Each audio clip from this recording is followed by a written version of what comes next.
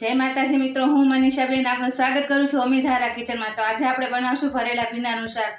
આ શાક બિલકુલ ચીકણું નહીં થાય અને નવા મસાલા સાથે ટેસ્ટી બનશે। તો ચાલો આપણે બનાવવાની શરૂઆત કરી દઈએ। તો ભરેલા ભીંડાનું શાક બનાવવા માટે આપણે 500 ગ્રામ જેટલા ભીંડા લીધા છે। આ રીતના એકદમ નાની સાઈઝના આવે કુમળા એવા લેવાના છે। આ ભીંડાને મેં ધોઈ અને કોરા કરીને લૂછી લીધેલા છે। તો હવે આપણે એનું શાક બનાવવાનું છે, તો આપણે એને પહેલા કાપી લઈશું। તો આપણે કોઈ પણ વાસણ લઈ લેવાનું અને આપણે જે આ ઉપરના અને નીચેના ડીટિયા છે એ કાઢી નાખશું આ રીતના। અને પછી નીચે વચ્ચેથી આ રીતના આપણે કાપ મૂકી દઈશું અને ભીંડાને આ રીતના ખોલીને જોઈ લેવાના, સડેલા નથી એ પ્રમાણે આપણે બધા કાપી લેવાના। જોકે કોમળા ભીંડા છે એટલે સડેલા તો હોય જ નહીં, પણ આ રીતના આપણે ચેક કરતું જવાનું અને કાપતું જવાનું।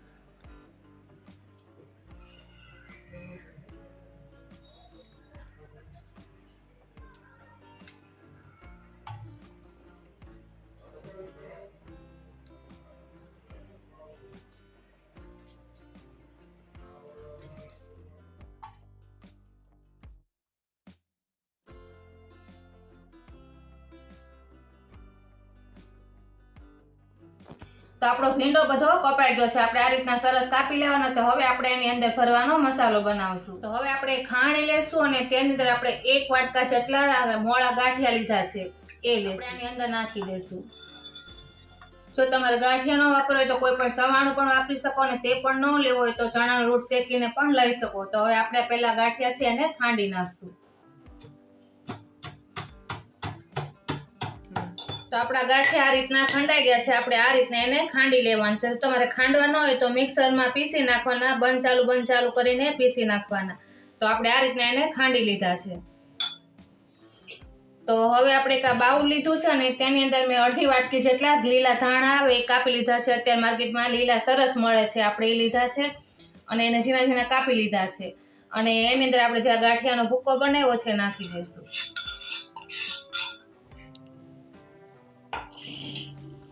હવે એની અંદર આપણે લસણવાળી ચટણી બનાવવાની છે। તો આપણે મોટો ગાંઠિયો લસણનો લઈને આખો ફોલી નાખ્યો છે। લસણની કળી નાખી દઈશું। આપણે 15 થી 20 લસણની કળી લીધી છે નાખી દઈશું। અને તેની અંદર આપણે 3 ચમચી જેટલું લાલ મરચું નાખશું। આને પણ આપણે ખાંડી લેશું। તો આપણી લસણની ચટણી સરસ રીતના ખંડાઈ ગઈ। ચટણી છે એ પણ બધી આની અંદર નાખી દઈશું।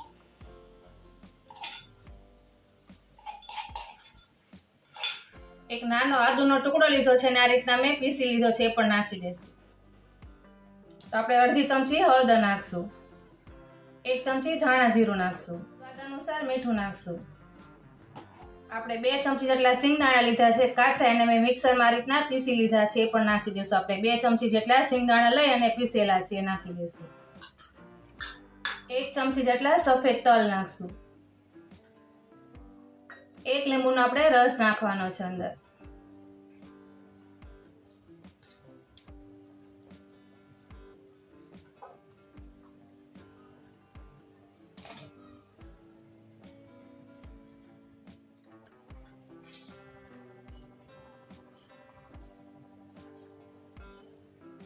ત્યાર પછી આપણે 2 ચમચી જેટલું તેલ નાખશું।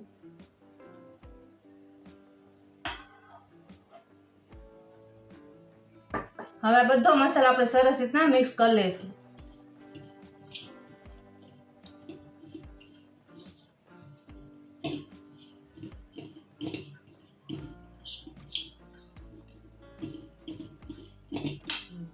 તો આપણો બધો મસાલો સરસ રીતના મિક્સ થઈ ગયો છે। આમાં મને તેલ થોડુંક ઓછું લાગ્યું એટલે પાછું મેં 1 ચમચી જેટલું તેલ નાખી અને આ રીતના આપણે લચકા જેવો એનો મસાલો તૈયાર કરવાનો છે। તો આપણે મસાલો તૈયાર થઈ ગયો છે, તો ભીંડા પણ ભરી લેશું। તો આપણે જે ભીંડા કાપેલા રાખ્યા છે ને એ લેશું અને બાજુમાં એક ડીશ લેશું અને આ ભીંડો આ રીતના આપણે પોળો કરીને અંદર જેટલો અંદર હમાય ને એટલો આપણે મસાલો નાખી દેવાનો।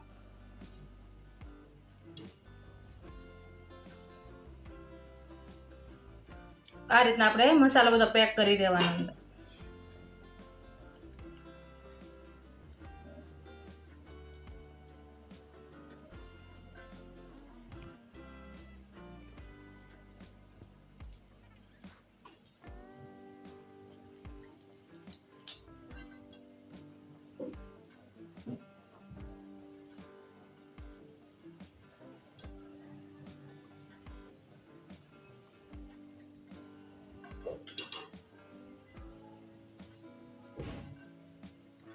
આ રીતના આપણે બધા ભીંડાને પહેલા ભરી લેશું.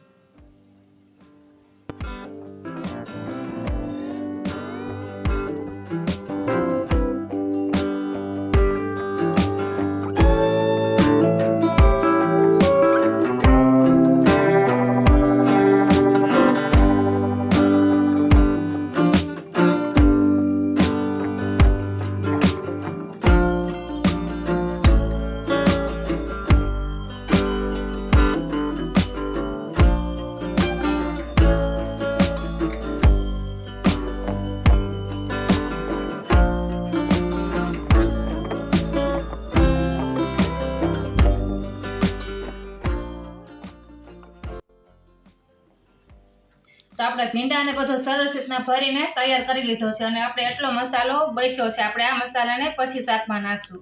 તો હવે આપણે એનું શાક બનાવી લઈશું. તો શાક બનાવવા માટે આપણે કઢાઈ લઈશું અને કઢાઈની અંદર આપણે 4 થી 5 પાવડા જેટલું તેલ નાખશું.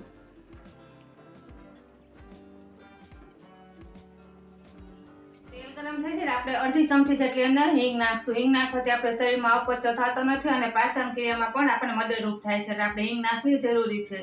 તો આપણી હિંગ ગરમ થઈ જાય ને એટલે આપણે એની અંદર જે આ ભરેલા ભીંડા રાખ્યા છે ને એ નાખી દઈશું.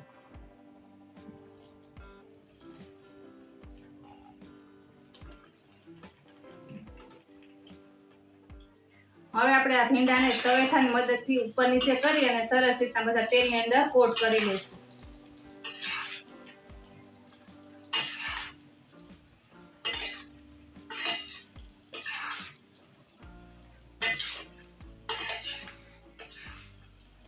તો આપણે બધા ભીંડાને સરસ રીતના કોટ કરી લીધા છે. તો હવે આપણે ગેસને ધીમો કરી દઈશું અને ધીમા ગેસે આપણે 5 થી 6 મિનિટ માટે ચડવા દઈશું અને વચ્ચે આ રીતના 2 થી 3 વાર હલાવતું રહેવાનું ઉપર નીચે એટલે સરસ રીતના બધા કુમળા થઈ જાય. તો 7 મિનિટ જેવું થઈ ગયું ને આપણે તમે જો ભીંડો છે નરમ પડી ગયો છે અને ભીંડામાંથી સુગંધ પણ બહુ સરસ આવે છે. આપણે જે મસાલો નાખ્યો ને શેકાઈ જાય ને એટલે તમને ખબર પડી જ જશે કે આપણું શાક છે એ સરસ રીતના શેકાઈ ગયું છે અને આપણો ભીંડો પણ નરમ પડી ગયો. તમે જોઈ શકો. તો આ રીતનું થાય ને પછી આપણે એને એકવાર સરસ રીતના હલાવી લેવાનું. આપણે વચ્ચે 2 થી 3 હલાવી જ લીધું છે. પછી આ રીતના સરસ રીતના કરી ગેસને આપણે ધીમો જ રાખવાનો છે. એની પર આપણે એક થાળી મૂકવાની છે. કોઈ પણ ડીશ હોય એ રીતના મૂકી દેવાની અને એની ઉપર આપણે અડધા ગ્લાસ જેટલું પાણી નાખી દઈશું. આપણે આ શાકને વરાળથી જ બાફવાનું છે એટલે વરાળ જે પાણીની થશે ને એમથી શાક આપણું ચડી જશે. તો આપણે આને 10 થી 12 મિનિટ માટે આ રીતના ચડવા દઈશું અને વચ્ચે 2 થી 3 વાર ધીમા હળવા હાથે હલાવી લેવાનું. તો 5 મિનિટ જેવું થઈ ગયું છે. આપણે થાળીને ખોલીને જોઈ લઈશું.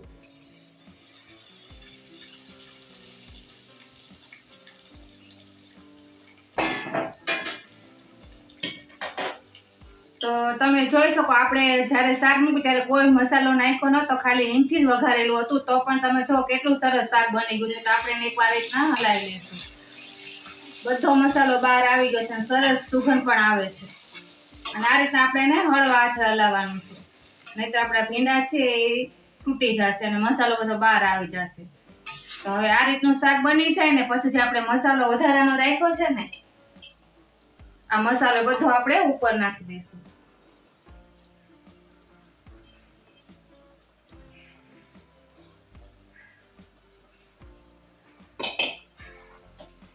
અને હવે જે આ મસાલો નાખ્યા પછી આપણે જે આ થાળીનું ગરમ પાણી છે ને એ આપણે થોડુંક 2 થી 3 ચમચી જેટલું નાખવાનું છે અને હવે આપણે ઢાંકીને આને પાછું 5 મિનિટ માટે રહેવા દઈશું. અને એવું થઈ ગયું ને આપણે ખોલીને જોઈ લઈશું. તમે જોઈ શકો આપણે ઉપર જે વધારાનું પાણી હતું ને એ પણ બધું બળી ગયું છે અને શાક પણ આપણું ટેસ્ટી બનીને તૈયાર થઈ ગયું છે. તો આપણે એકવાર હળવા હાથે આપણે એને હલાવી લઈશું. તમે જોઈ શકો આપણું તેલ છે એ પણ બધું સરસ રીતના છૂટું પડી ગયું છે અને આપણે જે પાણી 2-3 ચમચી નાખ્યું હતું એ પણ સરસ બળી અને બધું બની ગયું છે સરસ શાક. તો હવે આપણે ગેસને કરી દઈશું બંધ અને શાક પણ તમે જુઓ જરાય પણ ચીકણું નથી થયું, કેટલું ટેસ્ટી બન્યું છે અને સ્વાદમાં સુગંધ પણ બહુ સરસ આવે છે. તો આપણું શાક બનીને તૈયાર થઈ ગયું છે. આજના તમે ઘરે ટ્રાય કરજો, ઘરે બધાને બહુ જ ભાવશે. આમે ભીંડાનું શાક તો બધાને ઘરે ભાવતું જ હોય છે અને રેસીપી સારી લાગે ને તો વિડીયોને લાઈક, શેર અને ચેનલને સબસ્ક્રાઇબ કરજો. ફરી મળશે એક નવા વિડીયો સાથે. ત્યાં સુધી જય માતાજી.